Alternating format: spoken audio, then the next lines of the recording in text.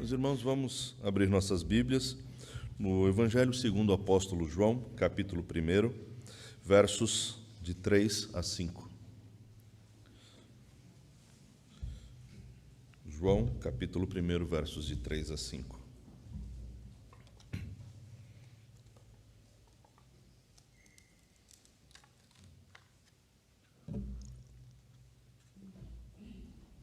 Leiamos. Todas as coisas foram feitas por ele, e sem ele nada do que foi feito se fez. A vida estava nele, e a vida era a luz dos homens. A luz resplandece nas trevas, e as trevas não prevaleceram contra ela.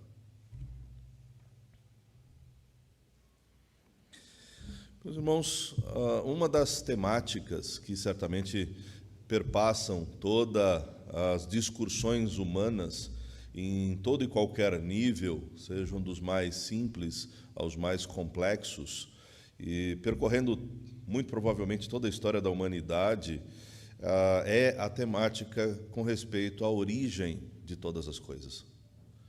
A origem do mundo, a origem do universo, e dos modos mais simplórios até os modos mais complexos de análise, essa temática está presente sempre. E há muitas nuances equivocadas, há muitos erros, e podemos destacar todo o esforço humano pela tentativa de encontrar respostas a esta questão mais básica: de onde viemos? Quem somos? Para onde vamos? Essas perguntas, elas estão presentes de um modo muito recorrente em todos os níveis do imaginário humano ou das preocupações humanas.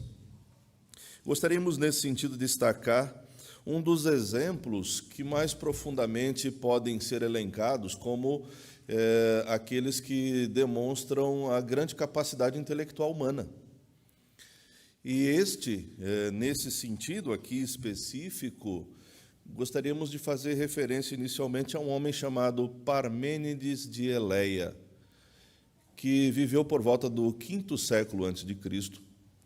E havia ali uma discussão, o que remonta-se basicamente talvez à própria origem da filosofia. E a filosofia literalmente significa amor ou amizade, apreço pela sabedoria.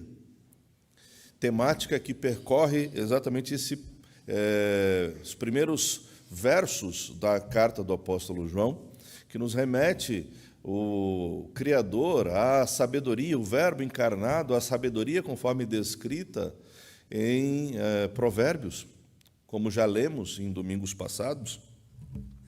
E a grande discussão, o grande fator motivador aqui era como nós olhamos o mundo e vemos continuidade, permanência, ao mesmo tempo que há movimento no mundo, há estabilidade, mas este movimento também leva a um alvo e objetivo. E a discussão era qual é a origem das coisas. Parmênides, um homem praticamente sem nenhum objeto de análise ali, sem livros e mais livros, circunscrito talvez em grande medida à capacidade intelectual humana, ele começa a discutir sobre isso, a escrever sobre isso, e ele inaugura aquilo que é chamado de ontologia, a própria origem da filosofia, aqui, para nós, importante no sentido de ser uma das maiores expressões, dentre várias, certamente, da grande capacidade intelectual humana. No entanto, o grande ponto é possível o ser humano, por si só, encontrar as respostas mais profundas da sua existência? Quem nós somos? Qual a nossa origem? Para onde iremos? Certamente que a nossa conclusão é muito rápida. É óbvio que não consegue. É óbvio que por si só não é possível. Não há autonomia humana que dê conta de responder aquilo que antecede a nossa própria existência. Mas podemos observar a título de que a intelectualidade humana, no seu nível mais elevado, consegue aproximar-se, mas não consegue atingir a essência da resposta mais profunda às suas necessidades. Isto significa uma comprovação de que sozinhos nós somos incapazes.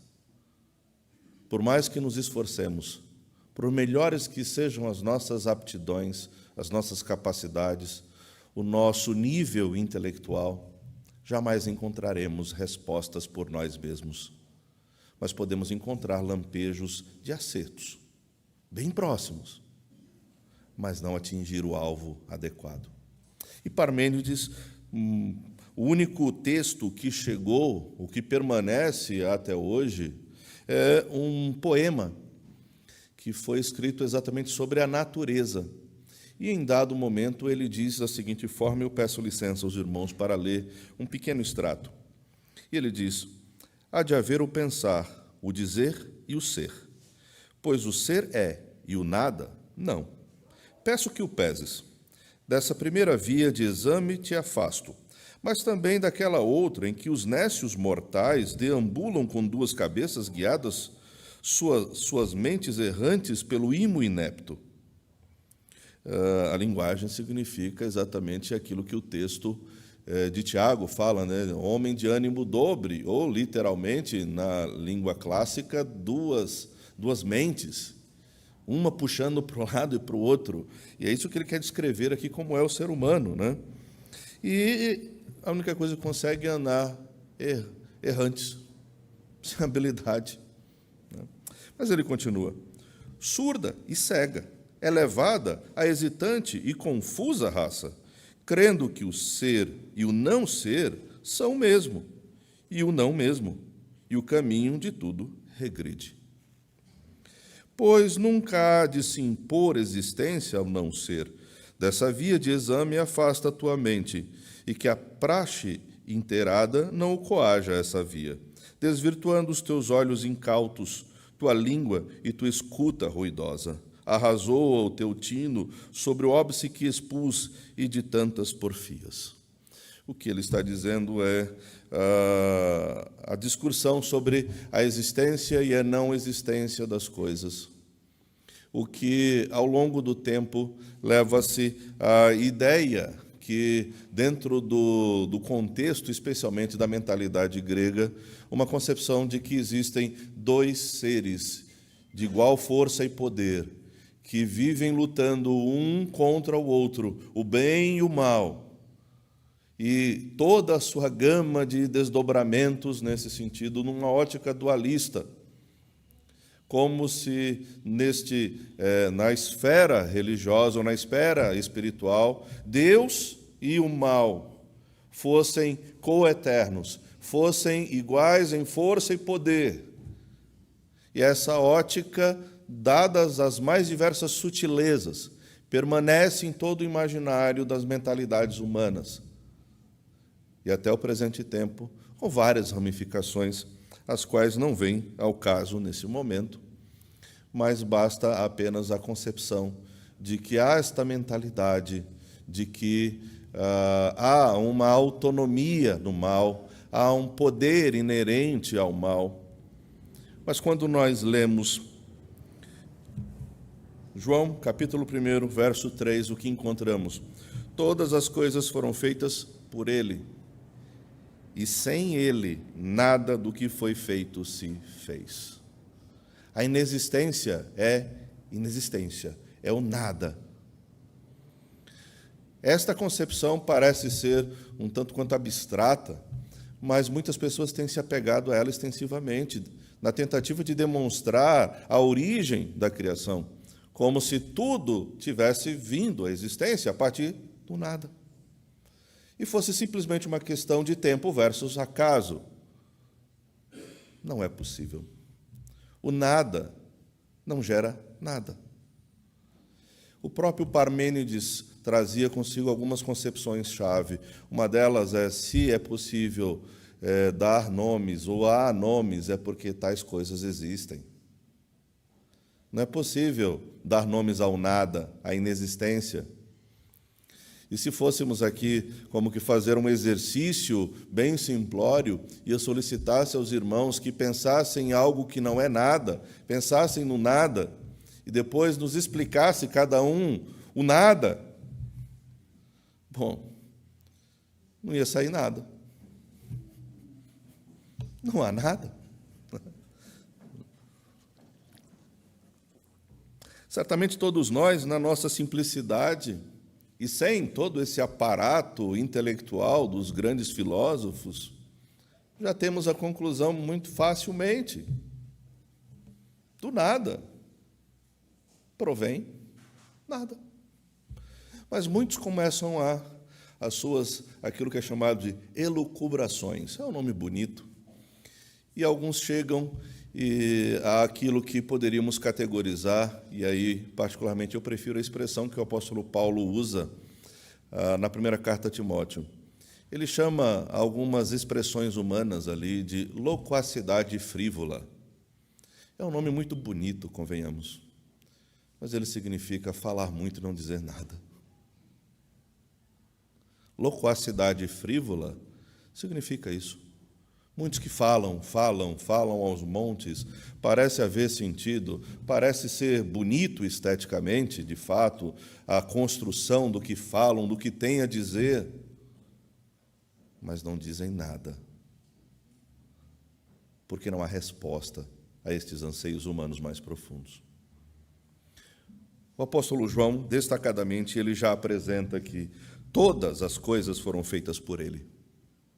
E aqui não é modo de dizer, todas são todas, e foram feitas por ele, e sem ele não há nada, de modo que não existe nada para além da criação, porquanto não existe nada que esteja fora de todo o cenário que fora criado por Cristo. Deus é o Criador de todas as coisas. Cristo, o Verbo encarnado, é o agente da criação. Nesse sentido que vemos aqui, Deus se revela em suas obras. E Cristo é o agente dessas obras.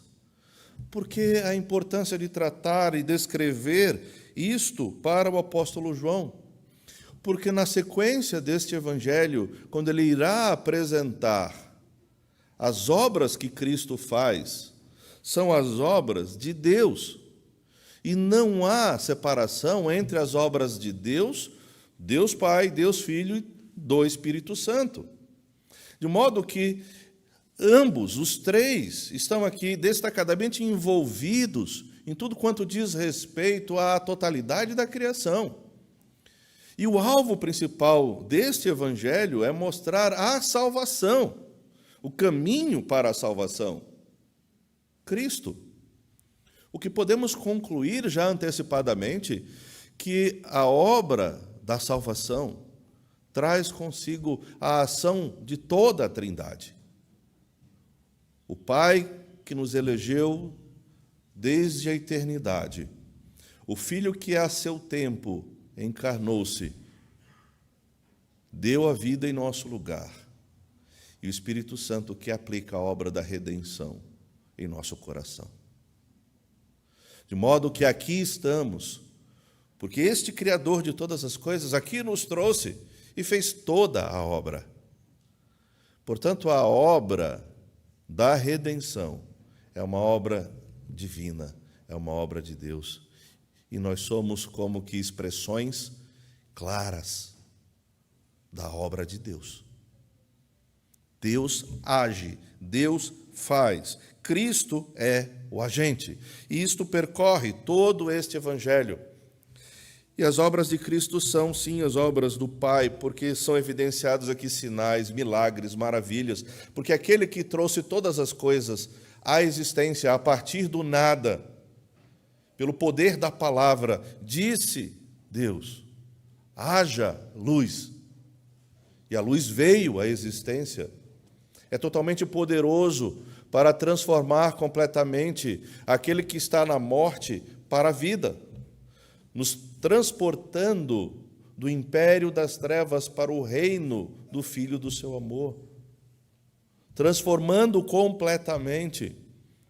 Aquele que trouxe à existência tudo a partir do nada é todo-poderoso para transformar algo já existente. E, certamente, nesse âmbito espiritual, nós olhamos para algumas pessoas e falamos, é muito difícil a conversão ali. Que complicado. Não sei se tem saída para esse, não. A resposta é esta. Aquele que trouxe tudo à existência a partir do nada é capaz de transformar quem quer que seja, se assim o quiser. Não há limites. Como também não há limites para transformar circunstâncias, sejam aquelas que se aparentem como as mais complexas. E estes sinais e milagres que são apresentados, elencados em uma sequência de 7 ao longo deste evangelho, podemos identificá-los a partir do nosso olhar como uma certa progressividade de complexidade, chegando ao ápice da ressurreição de Lázaro.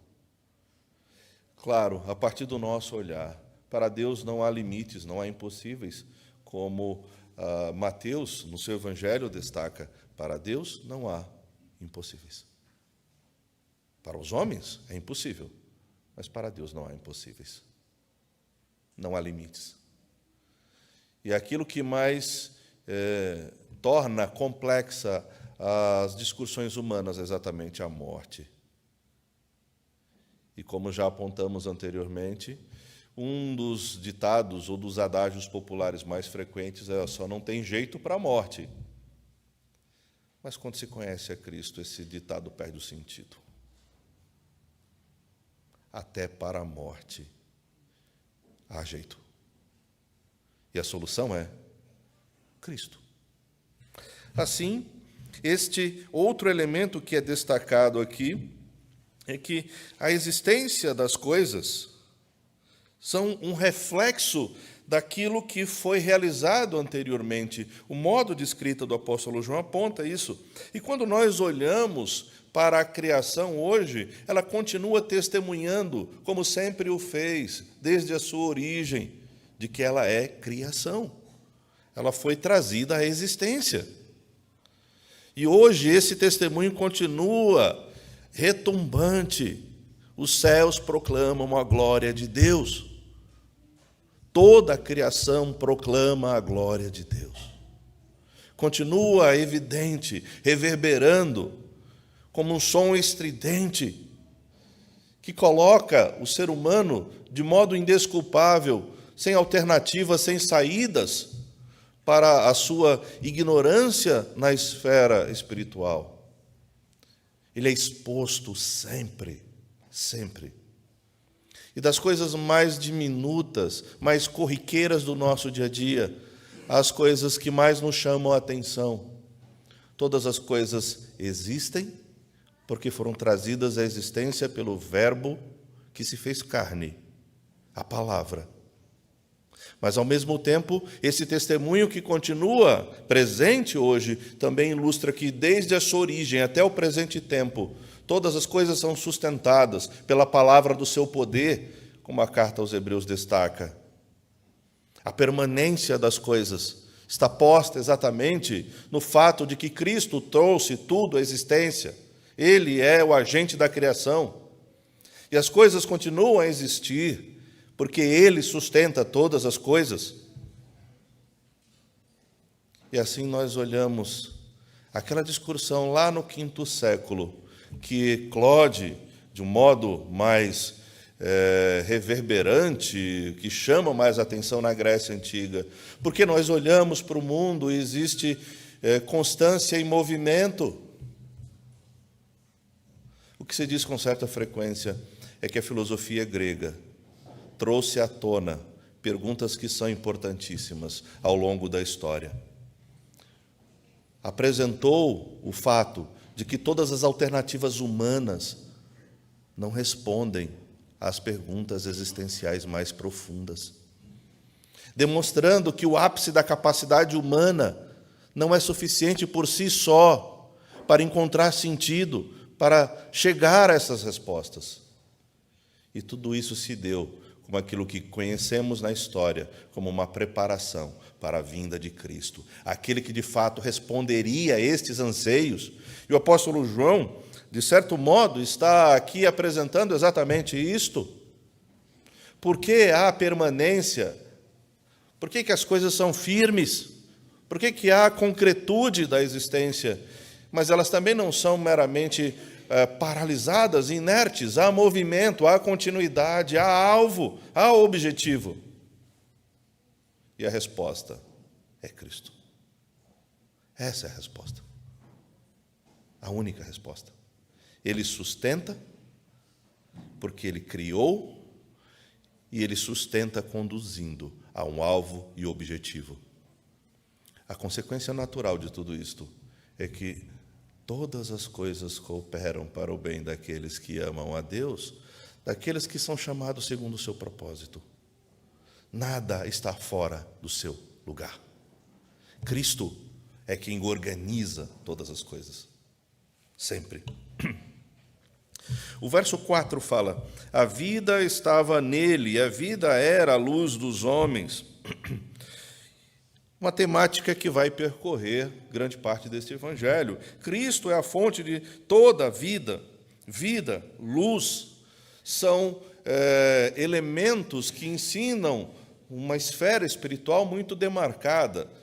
E não necessariamente só a vida em si, ou a luz como objetos materiais, mas tem um caráter espiritual extremamente profundo. Luz tem a ver com a fonte de toda a verdade. Exatamente uma palavra-chave ao longo deste evangelho é o termo verdade, mas é um distintivo importantíssimo que o apóstolo João usa para descrever a Cristo. Não é verdade como o contrário, o antônimo de mentira, mas o termo que o apóstolo João usa ao longo deste evangelho para descrever a Cristo é verdade como aquele que é o sustentáculo de toda a realidade. Porque Ele criou, Ele sustenta. E ao lançar luz, Cristo nos ensina, de modo que conseguimos compreender as questões mais profundas. E poderíamos destacar aqui um exemplo que chama bastante atenção. O exemplo de um mestre da lei, um mestre religioso, talvez o mais elevado, mas se não o mais elevado, dentre os mais elevados mestres da lei da religião judaica, que é Nicodemos. Mas faz perguntas completamente absurdas. Ele não consegue entender. Até mesmo o ápice da religiosidade humana não dá conta de responder aos anseios humanos. Que antagonismo. Capacidade absurda, intelectual, mas insuficiente para compreender a linguagem simples, clara, que Cristo oferece. Nascer de novo. Sem a luz ser lançada, não é possível a compreensão adequada. Portanto, aqui é um elemento espiritual e intelectual que, por sinal, na Escritura não há separação. Culto espiritual, o culto racional são uma e a mesma coisa. É como se a terminologia descrevesse que o nível intelectual mais elevado que o ser humano pode atingir é reconhecer a Cristo como seu Redentor e Salvador. O ápice da capacidade intelectual humana não é fazer descobertas grandiosas, não é falar sobre questões que são profundas. O ápice da capacidade intelectual humana é reconhecer a sua dependência de Cristo e reconhecer que Cristo é a única resposta. De nada adianta as construções humanas, sejam elas quais forem, à parte de Cristo. Elas nada serão. E poderão ser muito, desde que iluminadas pelo Redentor. E aí elas farão todo sentido. Estes termos vida, luz, são símbolos quase que universais em todas as religiões. Mas Cristo é descrito aqui como a verdadeira vida, a verdadeira luz, ou a única fonte da vida e a única fonte da verdadeira iluminação, ou da compreensão da realidade. Sem Cristo, estamos fadados à morte e à tola ignorância. Não há compreensão, não há entendimento, não há nada. E aí vamos observar esse elemento que percorre todo o Evangelho, luz, vida, e ele se relaciona intimamente à salvação. Por meio da revelação, da mente esclarecida de fato, compreendemos o Evangelho que nos salva e transforma. Mas não é uma obra nossa. Não somos nós que lançamos luz sobre nós mesmos. Cristo é a verdadeira luz. Na Reforma, o início da Reforma, especialmente em Genebra, há um termo que está presente até hoje no brasão de Genebra, como um testemunho que reverbera até o presente tempo. Pós tenebras lux, depois das trevas, a luz.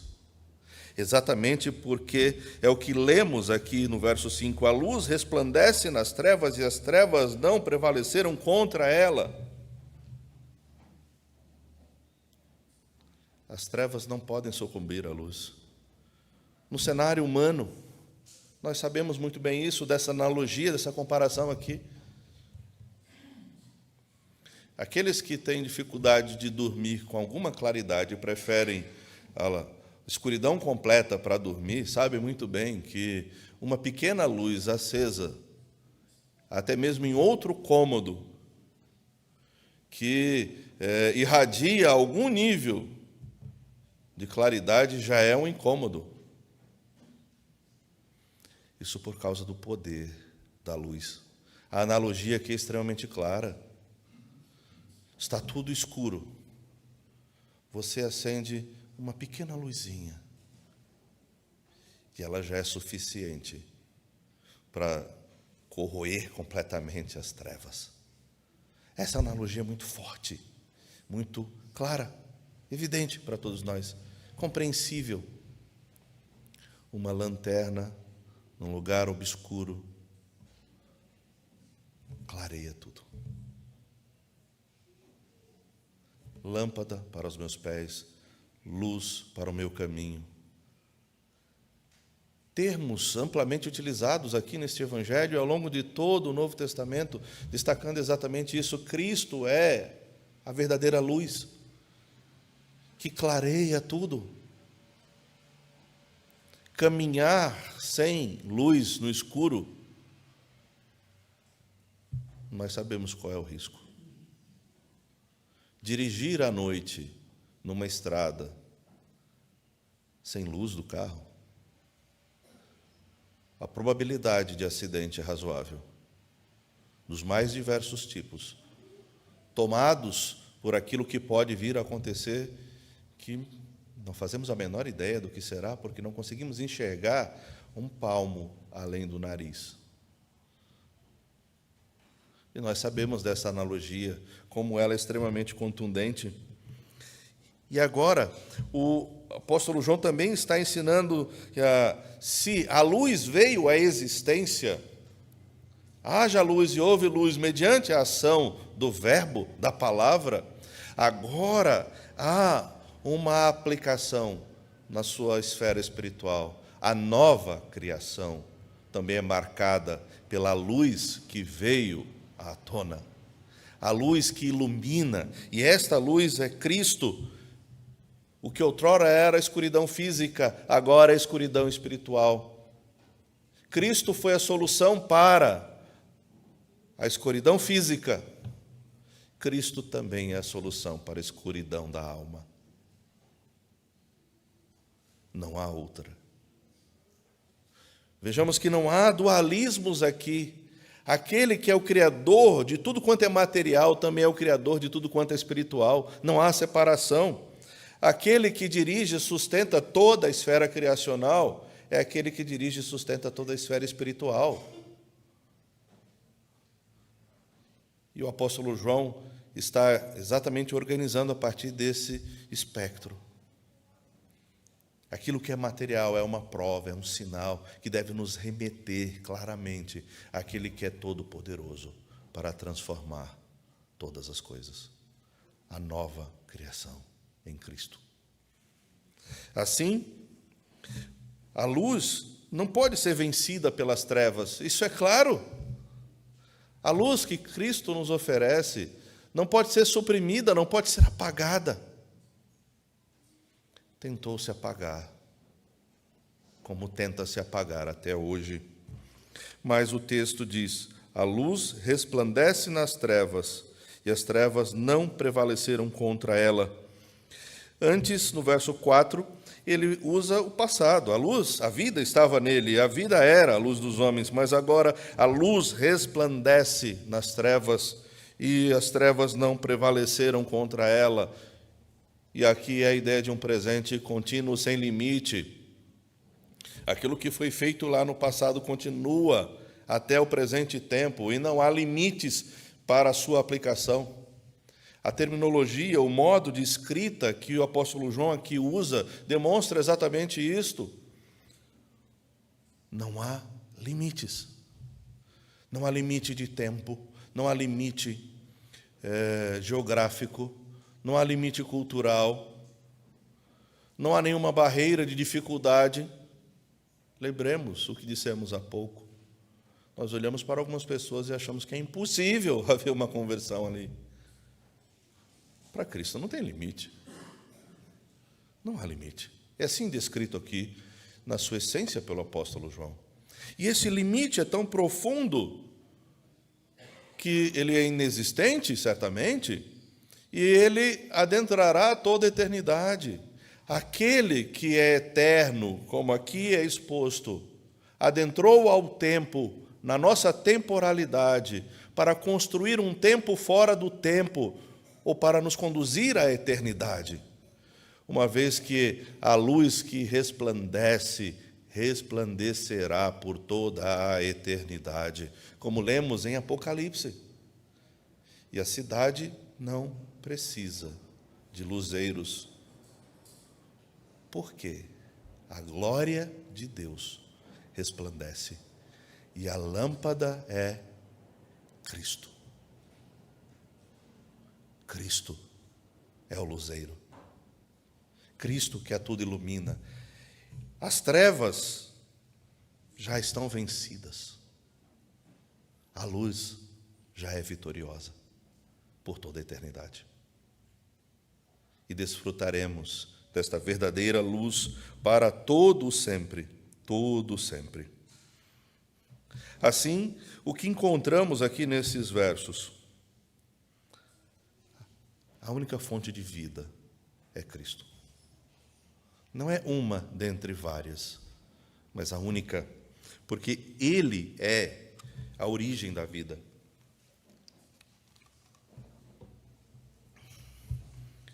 O verdadeiro conhecimento, a verdadeira sabedoria provém unicamente de Cristo, não há nenhuma outra fonte. Devemos desejar conhecer mais, saber mais, mas a maior fonte de saber, de conhecimento, de sabedoria é Cristo.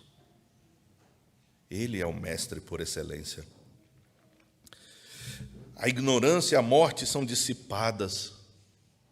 Cristo vence a morte e continua vitorioso, a despeito do que venha a acontecer. A vitória é certa. A vitória do Senhor é certa. Um cântico talvez um pouco mais antigo, mas nada mais verdadeiro que isto. O conhecimento e a vida são abundantes e são ofertados por Cristo. Por vezes nós escutamos ainda hoje: olha, vamos aproveitar a vida. Vamos aproveitar os prazeres, especialmente talvez aos jovens, né?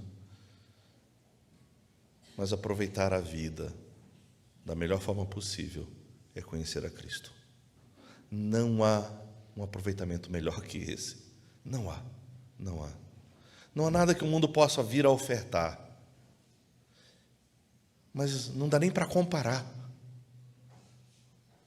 Não é possível qualquer nível de comparação aquilo que o mundo dá, aquilo que Cristo nos oferece. Não dá para comparar. Não tem como. Isto porque Cristo, quando Ele nos liberta das trevas e da ignorância, é claro, é evidente, é explícito. Lembro-me certa vez conversando com alguém, e ele dizia de um diálogo que ele teve com seus colegas de trabalho. Eles gostavam, especialmente na sexta-feira, naquele ambiente, de sair para tomar umas, encher a cara na sexta-feira. E sempre convidavam este crente para ir junto. E ele, uma vez, foi retrucado da seguinte forma: você não vai porque você não pode. Como se ser crente fosse meramente uma obrigação por meio do temor. E ele respondeu: eu posso beber ou posso não beber? A questão é, vocês podem não beber? Eles balançaram, baixaram a cabeça. Você está certo. O escravo aqui somos nós. Ele disse: eu escolhi não beber. Eu não sou escravo da bebida. E estes olhavam ali, atordoados, sem saber o que dizer, a não ser reconhecer que eles eram escravos do mundo. Cristo nos liberta, e conhecereis a verdade vos libertará. E a luz que Cristo nos mostra, dissipa tudo. O Philip Comfort, ele diz, e vale a pena destacar: luz significa compreensão e percepção moral, visão espiritual. Porém, mais do que apenas brilhar ou refletir, a luz de Jesus penetra, ilumina corações e mentes. Todos que entram em contato com Cristo podem ser iluminados. Quando a luz de Cristo brilha, vemos nosso pecado e sua glória. Podemos nos recusar a ver a luz e permanecer nas trevas. Mas quem responder será iluminado por Cristo. Ele encherá nossa mente com os pensamentos de Deus, Ele guiará nosso caminho, nos dará a perspectiva de Deus, expulsará as trevas do pecado. Esse é o resultado. Visão adequada, sentimentos adequados, trevas anuladas. Saber a resposta à pergunta: para onde eu vou? Quem eu sou? De onde eu vim? O nível mais intelectual humano lançou o problema, mas não deu a resposta, porque ela evidenciava a angústia humana, a incerteza humana. E citamos Parmênides, por volta do século V a.C. Vale a pena destacar um outro filósofo que foi transformado por Cristo, que ao final do século IV, início do século V, ele escreve um texto chamado de Confissões. Agostinho. E terminamos assim. Ele diz sobre Cristo, sobre a sua transformação e a clareza agora que o Evangelho produz. Tarde te amei, ó beleza tão antiga e tão nova. Tarde demais eu te amei, eis que habitavas dentro de mim e eu te procurava do lado de fora. Eu, disforme, lançava-me sobre as belas formas das tuas criaturas. Estavas comigo, mas eu não estava contigo. Retinham-me longe de ti as tuas criaturas, que não existiriam se em ti não existissem. Tu me chamaste, e teu grito rompeu a minha surdez. Fulguraste e brilhaste, e tua luz afugentou a minha cegueira. Espargiste tua fragrância, e respirando-a, suspirei por ti. Eu te saboreei, e agora tenho fome e sede de ti. Tu me tocaste, e agora estou ardendo no desejo de tua paz. Que essa seja a nossa experiência também. Deus nos abençoe, irmãos.